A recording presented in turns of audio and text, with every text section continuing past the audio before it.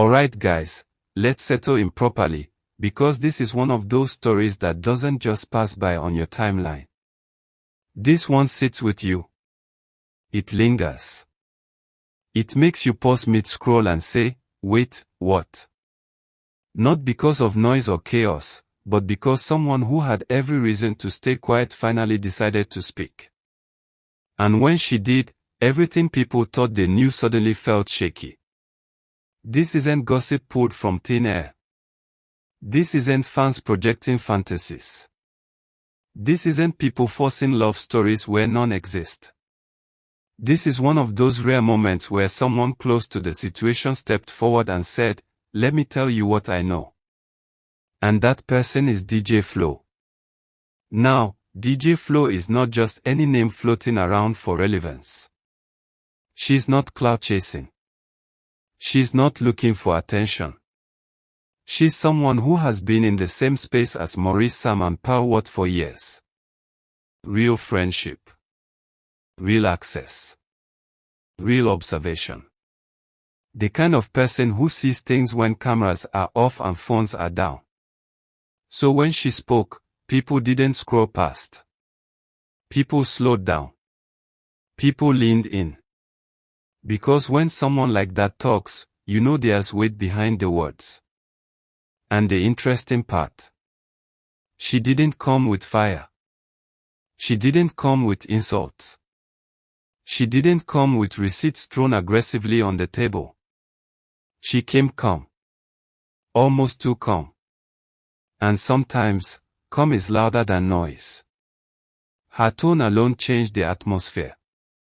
No bitterness. No dragging. No subtle shade.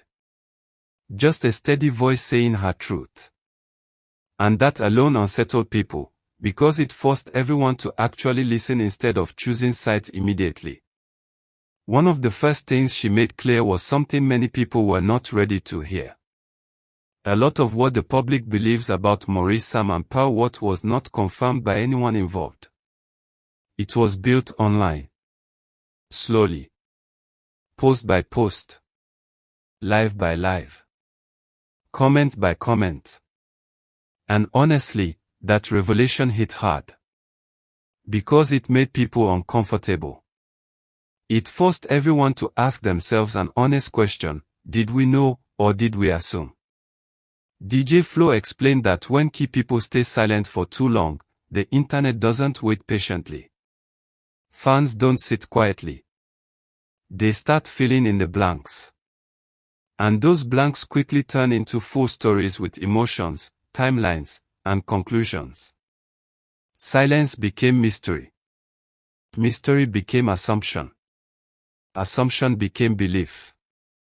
And belief became something people were ready to fight over. Before anyone realized it, a private dynamic had turned into a public courtroom. Then came the part that sparked real debate. DJ Flo suggested that being very visible online does not automatically mean someone is controlling the narrative. That statement alone divided people instantly. Because here's the thing.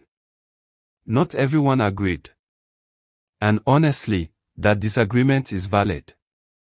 Some people, including you, felt that Paul Watt didn't just sit back while the story grew.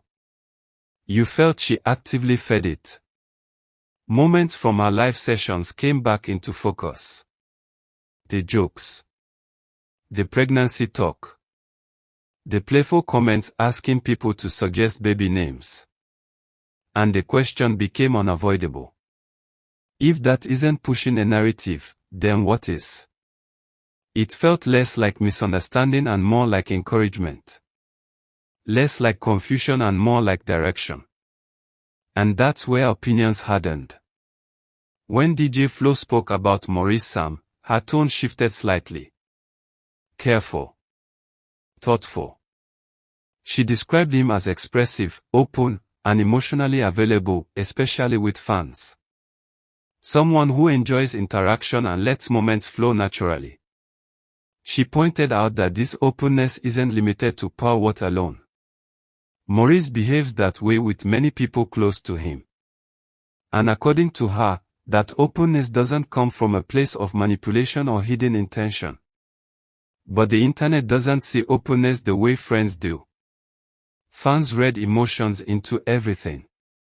A smile becomes a signal. A laugh becomes confirmation. A comment becomes proof. And that's where things get messy. Because what feels normal in real life feels intentional online. DJ Flo made one statement that really stuck. When people who matter don't speak, fans become the storytellers. And once fans start telling stories, those stories take on a life of their own. Suddenly, people weren't just watching.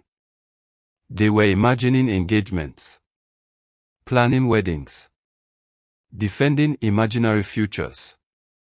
And when those imagined realities were threatened, emotions exploded. After DJ Flo spoke, something interesting happened online. The energy shifted. People stopped asking, "Who is the villain?" and started asking, "Did we go too far?" Some fans reflected. Some apologized. Some admitted they may have jumped to conclusions too quickly.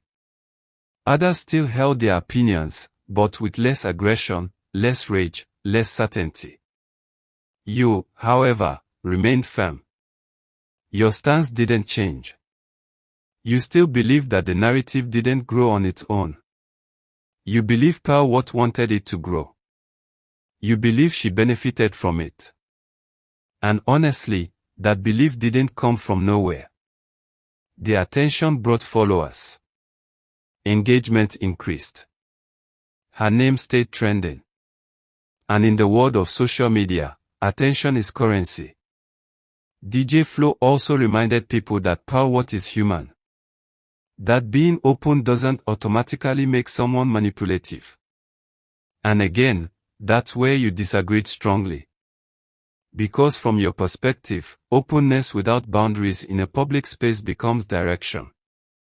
It becomes storytelling. It becomes influence. Sonia UCHE was never mentioned directly, but her name hovered quietly in the background. Fans connected dots on their own. Her silence suddenly felt intentional, protective, strategic.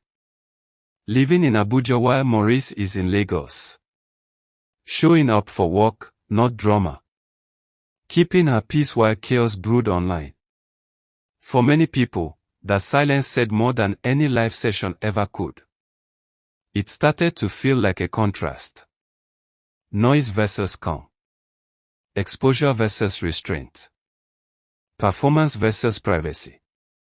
Some fans who once attacked others for their opinions suddenly softened. Others doubled down but with less venom. The conversation didn't end. It evolved. And that's the thing. This gist isn't ending anytime soon. If anything, DJ Flo's statement poured more fuel into deeper discussions. People are analyzing more carefully now. Watching patterns. Questioning narratives. The biggest lesson in all of this is simple but uncomfortable. Not every triangle is intentional. Not every silence hides drama. And not every loud presence is innocent. Sometimes, it's just too much exposure mixed with public curiosity and emotional investment. So now the question goes to you. Do you think Pearl Watt controlled the narrative? Or do you think the internet did what it always does best, exaggerate and assume?